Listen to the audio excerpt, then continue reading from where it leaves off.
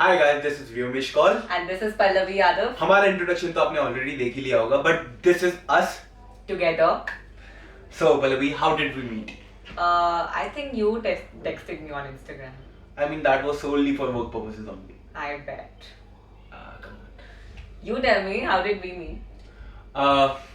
We met at a fitness expo जहाँ पे तू ऊपर स्टेज पे थी एंड तू किसी स्पॉन्सर्ड प्रोडक्ट को के शूट पे थी एंड वहाँ पे नीचे था एंड जितनी ऑडियंस तेरे सामने थी उससे ज़्यादा ऑडियंस मेरे साथ फोटो खिंचवा रही थी.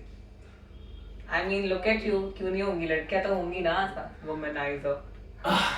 Now coming to the topic कि people call me a womanizer क्योंकि I have been with a lot of girls and then I found my soulmate and as I told you I never settle for anything less, so this is my perfect match. I think मेरी journey completely different है. I was not a manizer. I was not looking for any kind of love, affection या relationship when I like found you. So basically I think हमारी journey start हुई थी काम से related, तो हम काम कर रहे थे and that's all I wanted from you. And I think हम best friends ही थे कुछ time पहले तक.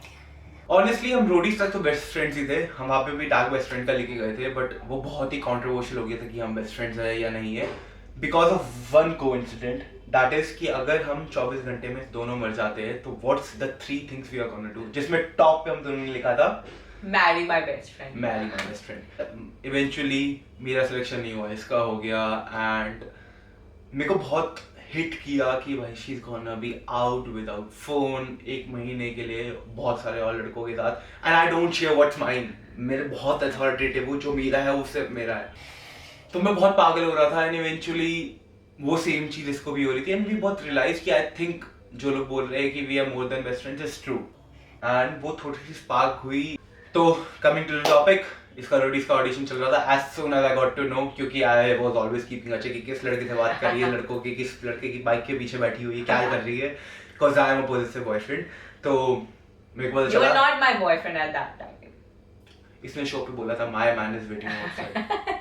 ठीक है, now coming to the topic. इसने जैसे मेरे को पता चला कि ये शो सेलेक्ट हो रही है, मैंने अपनी गाड़ी उठाई और मैं यहाँ से कासा स्पीति से ऊपर 800 किलोमीटर गाड़ी चला के अकेले पहुंच गया. Yes. और एवरीबॉडी वाज शॉक्ड कि भाई कोई मंदिर है जो तू आ गया यहाँ पे पल्लवी को लेने. एंड मैंने सीधा प्रोडक्शन को बोला, भाई मैं 24 घंटे गाड़ी ड्राइव करके आ पाया और पल्लवी को लेके बिना तो मैं नहीं जाऊंगा यहाँ से. And that was actually very scenario. That was it. हमें पता चल गया था कि एक स्पार्क नहीं है, यहाँ पूरी आग लगी हुई है. So this is how we got to know that we are meant to be together. I am a foodie And मैं बहुत ही पिकी हूँ. I love to party And मैं घर पे बैठना प्रेफर करती हूँ. I am not at all a workaholic. And मैं बहुत काम करना पसंद करती हूँ और इसको भी कराना पसंद करती हूँ. तो हम एक दूसरे को कॉम्प्लीमेंट करते हैं. हम दोनों ने अपने कंफर्ट जोन से बाहर आए और एक सेफ स्पेस अपनी खुद की बनाई है. रोडीज जाना मेरा सपना था, बट अनफॉर्चुनेटली मेरा सिलेक्शन नहीं हुआ and she got in and सबने वहाँ पे बोला it's not a couples show. But luckily big boss पे हमें अपॉर्चुनिटी मिली है कि आज साल का टीम है Couple versus singles. एंड अब हमें एज अ कपल एक मौका मिलेगा अपनी ट्रू पर्सनालिटीज दिखाने का, क्योंकि हम 2 डिफरेंट पर्सनालिटीज है और एक साथ हम जेन्युइनली आग लगा सकते हैं.